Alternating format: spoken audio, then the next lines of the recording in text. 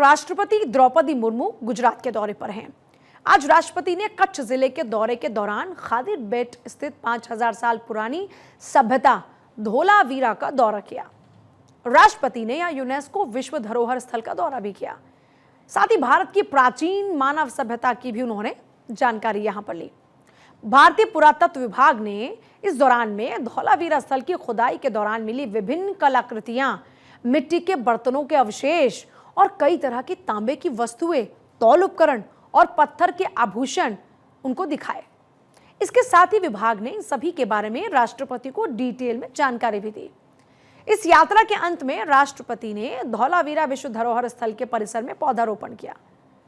राष्ट्रपति द्रौपदी मुर्मू 4 दिन के गुजरात दौरे पर हैं और कच्छ जिले के दौरे से पहले राष्ट्रपति द्रौपदी मुर्मू ने राष्ट्रीय फोरेंसिक विज्ञान विश्वविद्यालय यानी कि NFSU के 3रे दीक्षांत समारोह में हिस्सा भी लिया।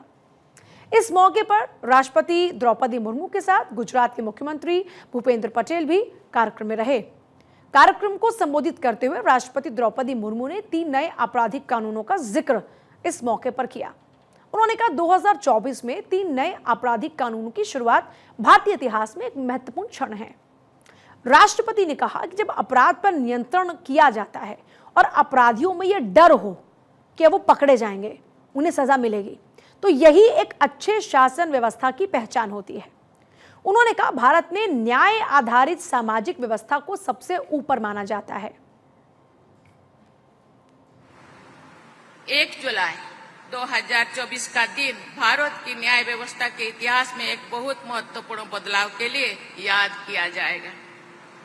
उस दिन से स्वाधीनता के पहले से चले आ रहे दंड विधान की जगह न्याय को केंद्र में रखकर बनाए गए 3 कानून लागू किए गए हैं। इस कानूनों में अपराध की जांच और साक्ष्य से जुड़े बदलाव किए गए हैं।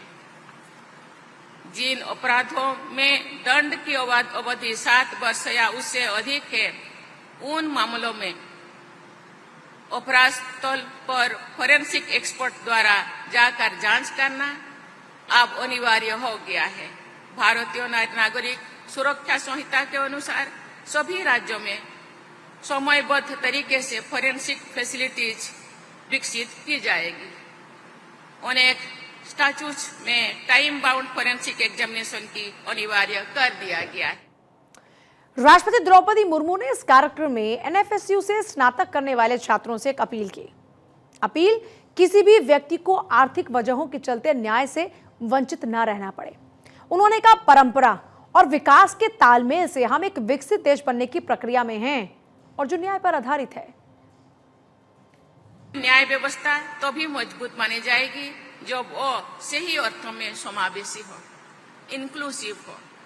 समाज के सभी वर्गों, विशेषकर कमजोर और वंचित वर्गों के लोगों के लिए फोरेंसिक एविडेंस पर आधारित निष्पक्ष और त्वरित न्याय उपलब्ध कराना आपका लक्ष्य होना चाहिए। आप सभी को अंत्योदय की भावना के साथ कार्य करना चाहिए ताकि समाज के अंतिम व्यक्ति तक समय से न्याय पहुंचे सके तथा आर्थिक सीमाओं के कारण कोई व्यक्ति न्याय से वंचित ना हो। जस्टिस डिलीवरी सिस्टम में आप सबकी महत्वपूर्ण भूमिका रहेगी।